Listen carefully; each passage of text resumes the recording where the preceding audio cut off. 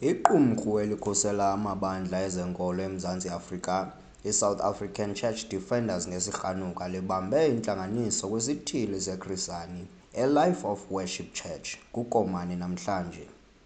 Oku ibiziinzame zokumemelela uluntu lwezakwamoya ukuba lutsale ngamxhelomnye ekuqubisaneni norhulumente ofuna ukubeka imithetho engqiqo ngakumabandla ngelithi leyo iza kuba ingcinezelo kwibandla nezibhalo. Mandibulishe kubabukeli nabaphulaphuli bonke baseKrishani District Municipality. NdinguBishop Mbeshi eKomani. Sinalo mcimbi namhlanje we-CRL Commission ekhokelwa ngumama uXaluva ethetha umthetho wayo about the regulation of the church. Uregulator ke kwenkonzo kuba inkonzo izawumiselwa imiqathango nemithetho yokuba mayisebenze njani. Kungenjalo kukhona izinto ekuzawufuneka bangathethi ngazo abefundisi epulpit nokuba zikhona eBhayibhileni. So yiyo ke le nto idibanisa abefundisi yenza ke ukuba kubekho iimatshi. Sibonile eTVini kumatshi weGauteng, kumatshi wePretoria, kumatshi eCape Town naseDurban. Kuzawuba khona loo matshi nalapha e-Eastern Cape esicinga into yokokuba ke idate yakhona sizawubuya size nayo. Kodwa kulungiselelwa yona, sipreparishela yona uba zonke idistrict zalapha e-Eastern Cape zidibane ngaloo mini. UBiseBhayi okanye eMthatha, loo ndawo izawube ikuyo imatshi okanye e-East London, abefundisi baye ngobuninzi nee-members. Not only abefundisi nee-members ngoba le nto izawudiprayiva ilungelo lokuthetha ngoThixo kwesi sizwe esimnyama esikhuliswe nguThixo. Enkosi kakhulu ngaloo mazwi, siyabulela.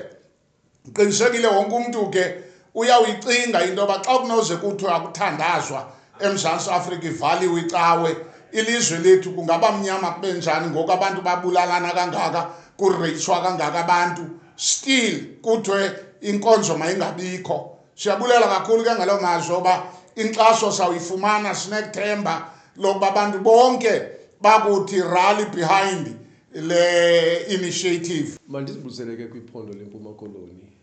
Ndilapha eKomani ngoku.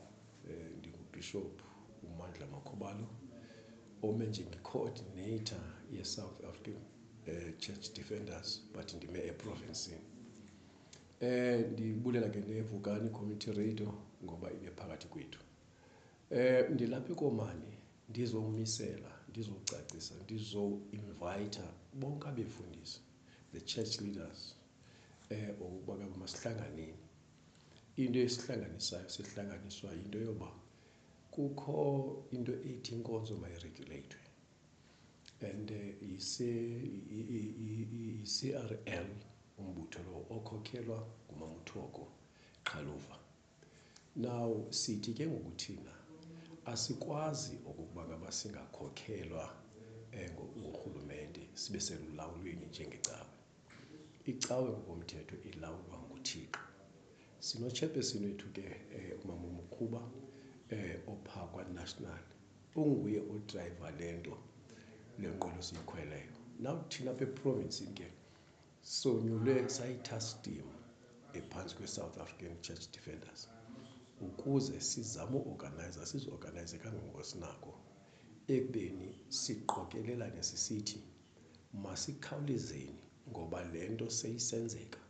Kwaye uchairperson we-CRL ungxamile, ufuna into yokokuba ngaba iinkonzo ziregulethwe ngurhulumente. Ngoku silapha ke Komani namhlanje sizokuthi kubefundisi baseKomani kwiinkonzo zaseKomani masihlanganeni, ngoba akusekho nto ethi ngoku inkonzo nenkonzo mayizimele ime phaa qelele. Inkonzo masihlanganisane, zithethe ngazwinye ukuze le nto siyoyise, sakuyoyisa ngoba simanyene.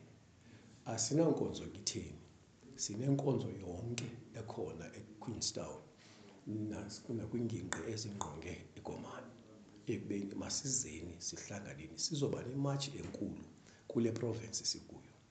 Loo matshi yiyo eza kubonakalisa into yokokuba ngaba siva buhlungu into yokokuba ngaba kubekho abantu abafuna ukuthatha indawo kaThixo.